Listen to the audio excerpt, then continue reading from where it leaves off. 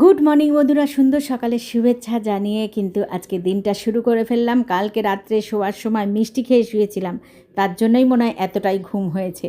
না গো, প্রচণ্ড গরম। আর গরমে না ঘুম হচ্ছে না। সকালে উঠে মানে কতবার যে ঘুম ভাঙছে আর ঘুমোচ্ছি। আর দেখো, সকাল সকাল উঠে কিন্তু রান্নাঘরে চলে আসলাম। আর তো কোনোই কাজ নেই, শুধু সারা দিনভর রান্না আর খাওয়া, রান্না আর খাওয়া। ছেলে আমাকে আজকে একটু হেল্প করছে, মাশরুমগুলো কেটে দিতে ছেলে সাহায্য করছে। এদিকে দেখো, কলা আছে, পাউরুটি আছে। ছেলে বলল টোস্ট খাবে, বাবাও টোস্ট খাবে, তার জন্য টোস্ট করছি। আচ্ছা, আমার মতন এইভাবে কে কে টোস্ট করো অবশ্যই কমেন্টে জানিও। আর তোমরা কে কীভাবে একদম সহজ পদ্ধতিতে একদম কুইক হয়ে যায় সেরকম করে টোস্ট করা যায় সেটাও একটুখানি জানিও আমাকে। আমি তাহলে তোমাদের মতন সেইভাবে পদ্ধতিটা অ্যাপ্লাই করব, ঠিক আছে? তো যাই হোক, আমি প্রথমে তো তাওয়ার মধ্যে একটু বাটার ফেলে নিলাম। তারপরে দেখো, আর ওই যে দেখো, চিনির সাথে চিনি দিয়ে খাবে ছেলে, একটু চিনি ছড়িয়ে দিলাম। বাবা তো চিনি খাবে না, সুগার আছে বাবার।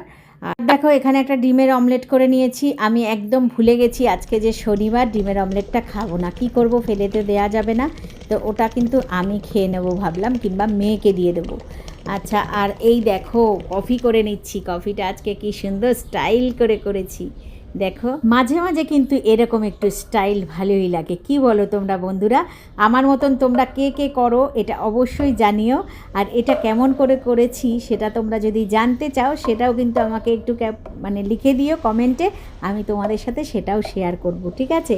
আর চলো দেখো, দুজনকে দুই রকমভাবে টোস্ট দিয়ে দিলাম। বাবাকে চিনি ছাড়া আর সুগার দিয়ে, সুগার ফ্রি দিয়ে কফি দিয়ে দিলাম।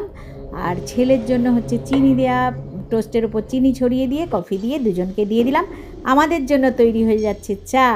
তোমরা তো জানোই আমি কফির থেকে ভীষণ ভালোবাসি চাটা খেতে। যদিও চা কফির থেকে আমি একটু দূরে থাকি, কিন্তু যদি খাই চাটাই খাই। এই দেখো, আমাদের তিনজনের জন্য চা। তো টেবিলের উপরে আমি খাবার দাবারটা সাজিয়ে নিলাম।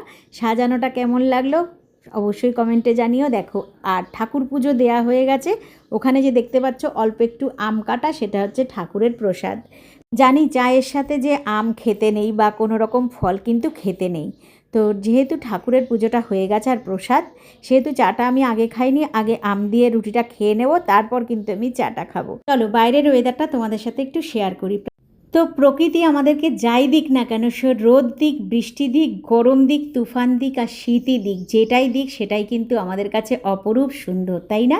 এই দৃশ্য দেখে আমার একটা গান মনে পড়ছে। ও মেঘারে মেঘারে মেঘারে মেঘারে मत परदेस जा रे, आज तू प्रेम का संदेश बरसा रे।